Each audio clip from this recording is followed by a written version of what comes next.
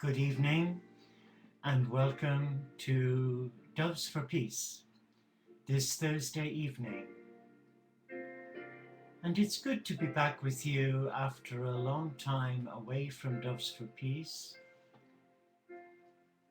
And this evening we'll hopefully introduce you to an amazing book called Care for Creation, A Franciscan Spirituality of the Earth. And it's been written by three really inspirational authors, two of whom are Franciscans.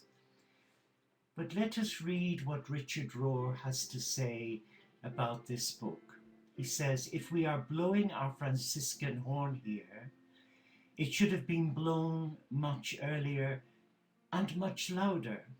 This is the wisdom that our world so desires and needs today. He says we can no longer see ourselves as separate from the great chain of being, and we can no longer see this as a non-religious issue. Francis intuited all of this 800 years ago.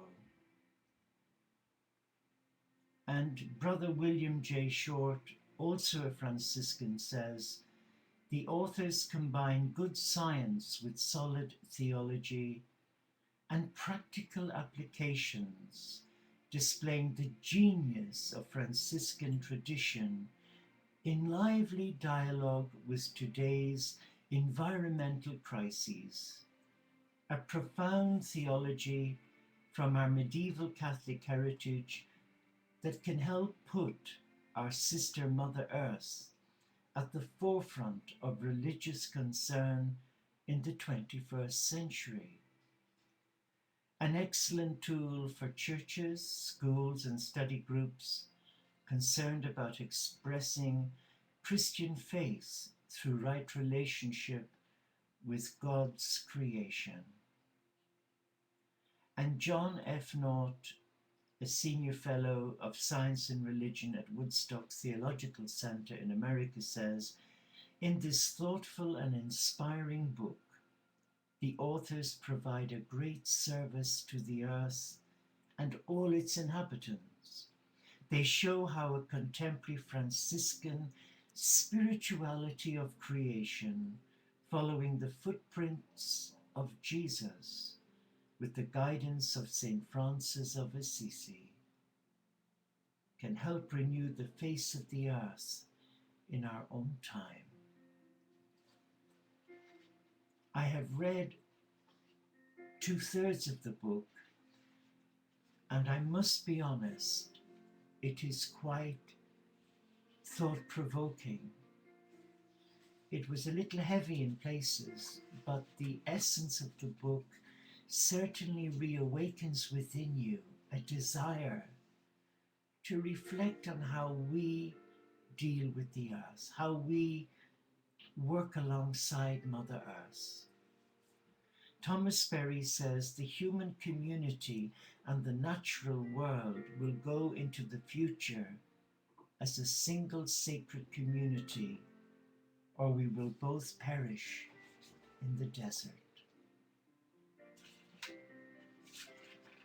And the foreword is quite interesting in the book, for it says, Earth with all its creatures is in crises, and responding to this crisis will require every possible resource of our human community. One of the most precious of these resources is the Franciscan tradition. But why the Franciscan and not, say, the Benedictine or the Dominican or the Ignatian? And I guess it's because Franciscan spirituality is rooted in the cathedral of God, the landscape. And we've no better person than Francis himself, for he was a truly inspirational teacher. He loved the earth, he respected the earth. Brother Sun, Sister Moon, and Sister Earth are all terms that he used, and even the animals knew him because they felt safe with him, because they knew he loved them. But here we read, "It is a joy to welcome this book as a wise, thoughtful, inspiring, and a practical contribution to ecological theology, grounded in the ancient Christian tradition that sees the earth as our sister and our mother." Care for creation is part of a wider retrieval of Franciscan theology for our new time. But it is unique in its blend of three interrelated disciplines: scientifically informed ecology, theology, and the practice of reflective action. Reading this manuscript led me to reflect on how my own theological journey has been informed and shaped by the tradition of Francis and Clare of Assisi. It is not only that Francis has been my companion, with his image hanging over my desk for many years as I have worked on ecological theology. It is also three fundamental lines of thought that have shaped my own thinking, that have sprung from this Franciscan tradition. The first is the kinship of creation, the theological insight that we, all of God's creation, are all fellow creatures, each uniquely loved and valued by God. This means, of course, that we cannot treat any of our fellow creatures as if they exist without value. In spite of all the distinctions between us, we are family. Yes, the animal kingdom and we humans are all family. We are all connected. We are all loved by the same God. And that instills within me the love for the animal kingdom and to treat the animal kingdom with dignity and respect as God's little helpers and providers.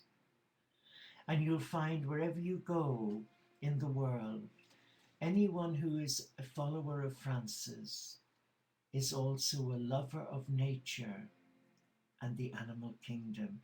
In fact, most of our community are pet lovers. We all have rescued animals that have been abandoned or maybe left, and we have cared for them and loved them as we would our own child.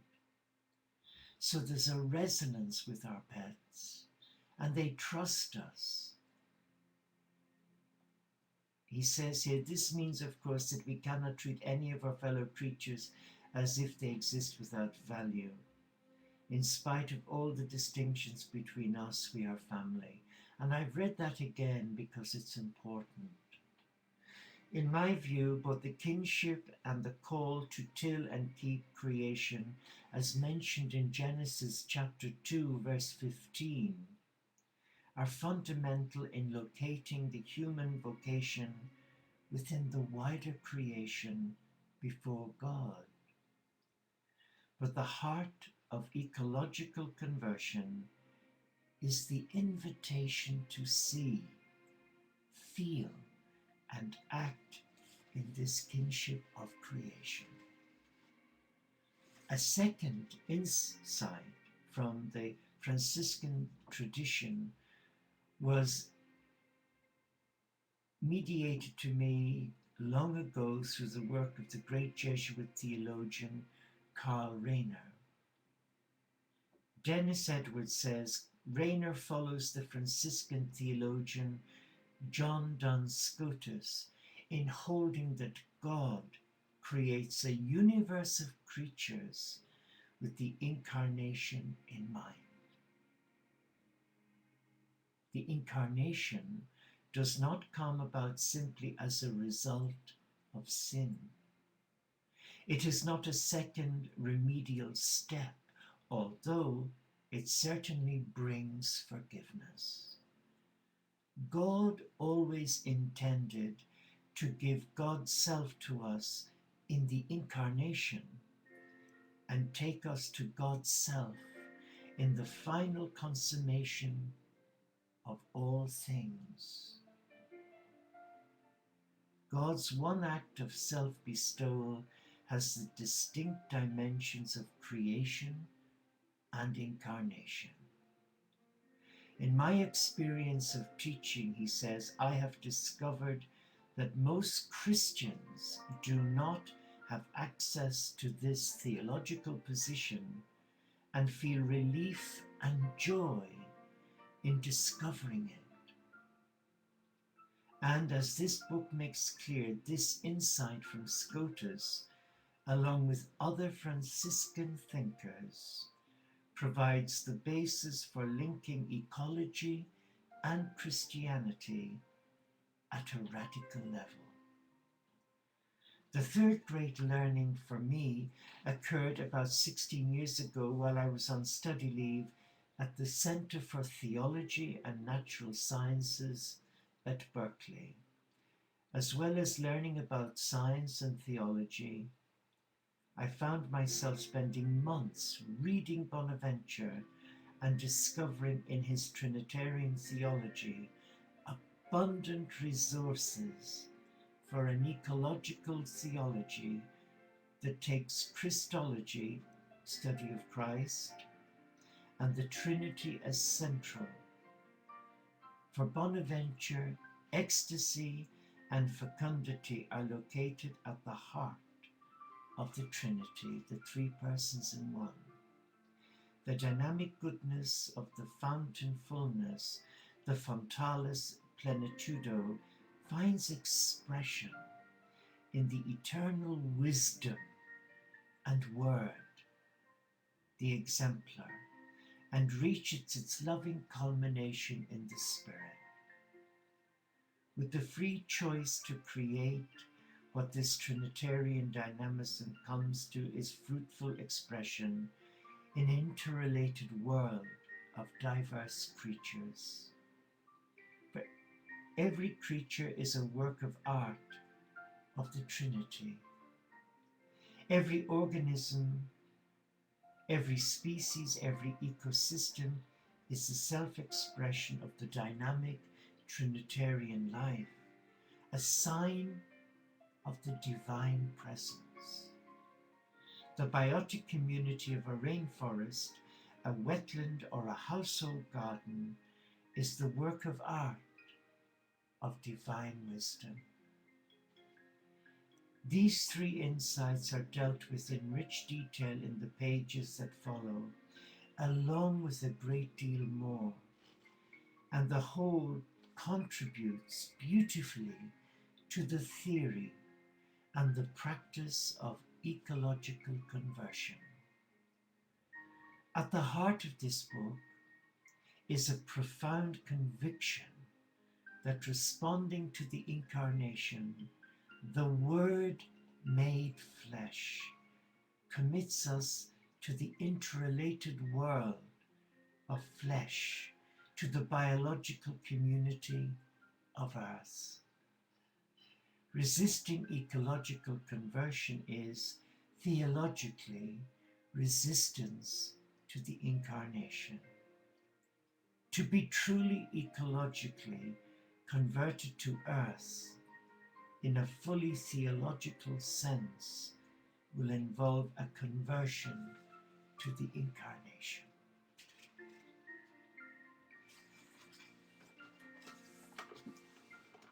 We take a breather here and we just spend time for a moment,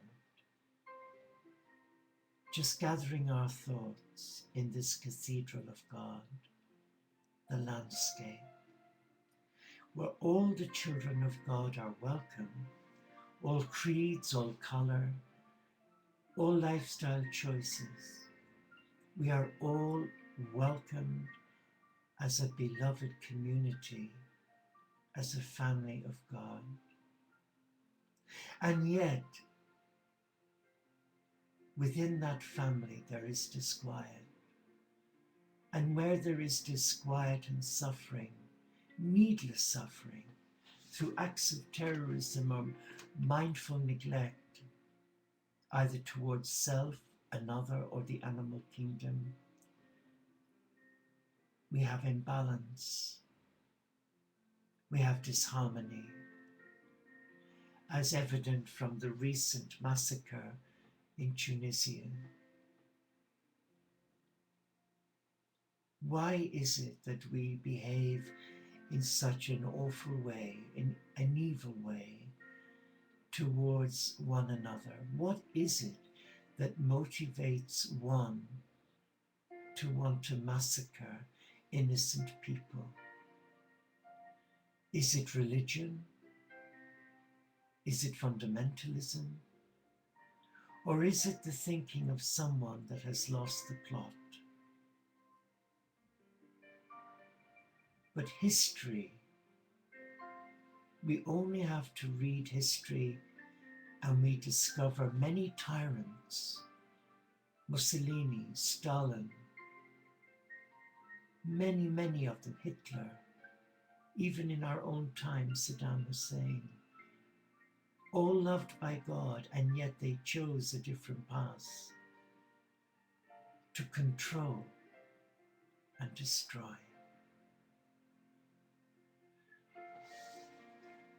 Let us read the Canticle of the Creatures, written by Saint Francis as he was dying. Let us just come to our heart and hear what he has to say. Most high, all-powerful, good Lord, yours are the praises, the glory, and the honor, and all blessings. To you alone, Most High, do they belong, and no human is worthy to mention your name. Praise be you, my Lord, with all your creatures, especially Sir Brother Sun, who is the day and through whom you give us light. And he is beautiful and radiant with great splendor, and bears a likeness of you, Most High One. Praise be you, my Lord, through Sister Moon and the stars. In heaven you formed them clear and precious and beautiful. Praise be you, my Lord, through Brother Wind, and through the air cloudy and serene, and every kind of weather, through whom you give sustenance to your creatures. Praise be you, my Lord, through Sister Water, who is very useful and humble and precious and chaste. Praise be you, my Lord, through Brother Fire, through whom you light the night, and he is beautiful and playful and robust and strong. Praise be you, my Lord, through our Sister Mother Earth, who sustains and governs us, and who produces various fruit with colored flowers and herbs. Praise be you, my Lord, through those who give pardon for your love and bear infirmity and tribulation. Blessed are those who endure in peace, for by you, Most High, they shall be crowned. Praise be you, my Lord, through our sister bodily death, from whom no one living can escape. Woe to those who die in mortal sin. Blessed are those whom death will find in your most holy will, for the second death shall do them no harm. Praise and bless my Lord, and give him thanks, and serve him with great humility.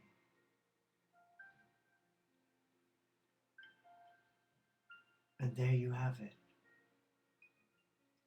the canticle of the creatures.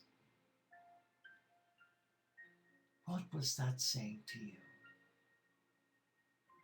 What were you sensing in your heart?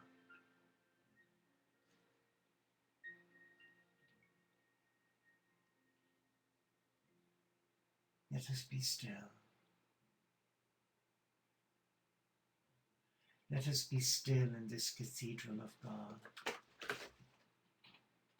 And let us invite, invoke, and call upon the Spirit to speak to us in how we can become more ecologically aware as ambassadors of peace, and how we can bring the love of Mother Earth and all its creatures to the world. So for a moment, let us just relax in this sacred oasis, a temple of love.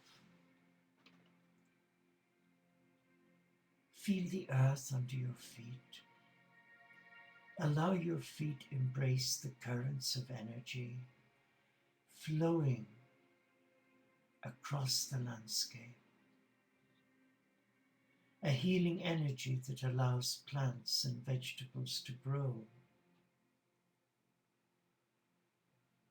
Just sense the gentle flow of energy from earth right up your feet. And that energy allows you to experience balance, harmony, as it flows up through each of your chakras, allowing you to sense the rhythmic flow of love, of the divine. Be still. Be still and be aware.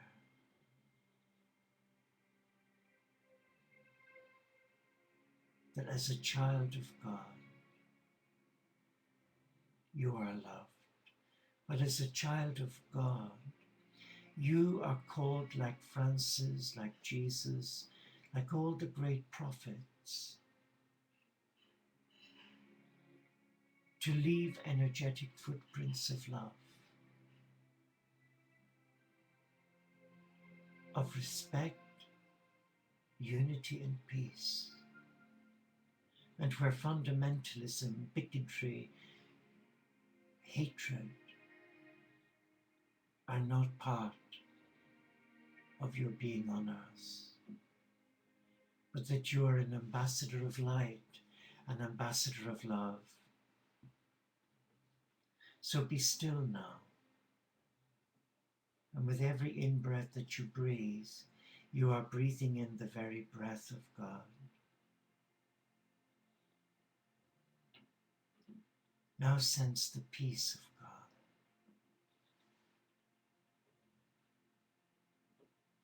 And now let that peace touch you. Just relax. And be aware of your surroundings on sacred earth.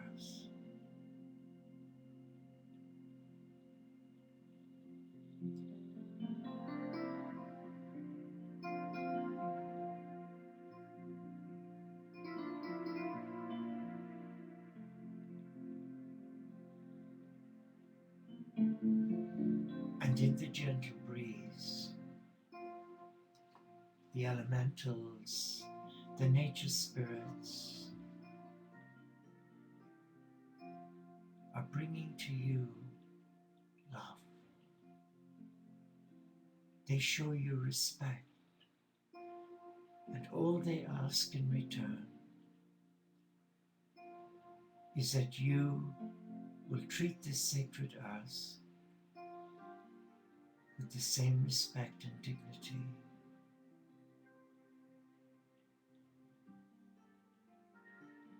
And that as an ambassador of peace, you will become that peace So just allow Mother Earth to welcome you on this new journey where together we will rediscover care for creation, a Franciscan spirituality of the earth. Thank you for joining me, and I look forward to your company again very soon, where I will share with you some of the beautiful treasures written in this amazing little book. Thank you for being here.